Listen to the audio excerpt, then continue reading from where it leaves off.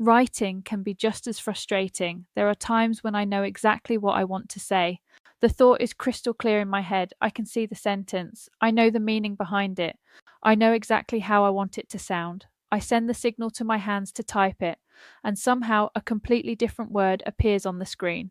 Sometimes letters get reversed, sometimes words get reversed, sometimes I end up typing a word I wasn't even trying to write.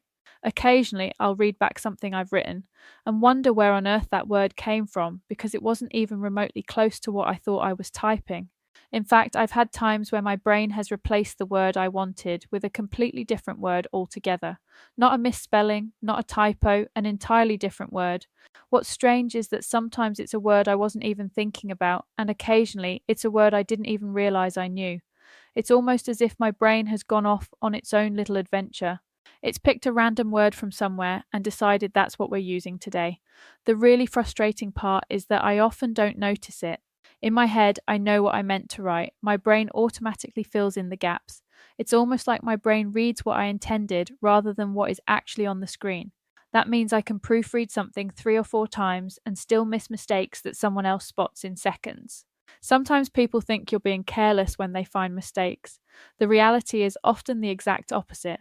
You've checked it, you've read it again, you've checked it one more time, and somehow the mistake is still sitting there because your brain has quietly corrected it for you every time you've looked at it. One thing many dyslexic people do is replace words with simpler alternatives because we can't remember how to spell the word we actually wanted to use.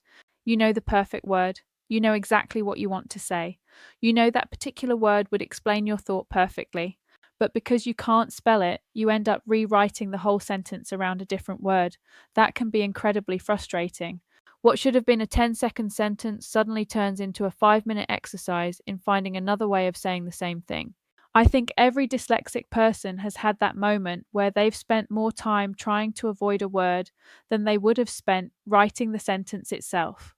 The other thing people don't always realize is how mentally draining writing can be. While someone else might be focusing purely on the message they're trying to communicate, a dyslexic person is often juggling multiple things at once. Am I spelling that correctly? Have I missed a word? Have I reversed a word? Does that sentence actually say what I think it says? Have I used the wrong word entirely? By the time you've finished writing a paragraph, you've sometimes spent as much energy checking it as you did creating it. Technology has helped massively with this. Spell check, grammar tools, predictive text, speech to text, and now AI have taken away some of the barriers that used to make writing much harder. But even with all those tools available, there are still moments where I'll look at something I've written and think, how did my brain manage to turn that into that? It's one of those things that can be incredibly frustrating when it happens, but it's also one of those things that makes you realize dyslexia isn't simply about spelling. It's about how information travels from your thoughts to the page. Sometimes that journey is smooth, sometimes it takes a few unexpected detours along the way,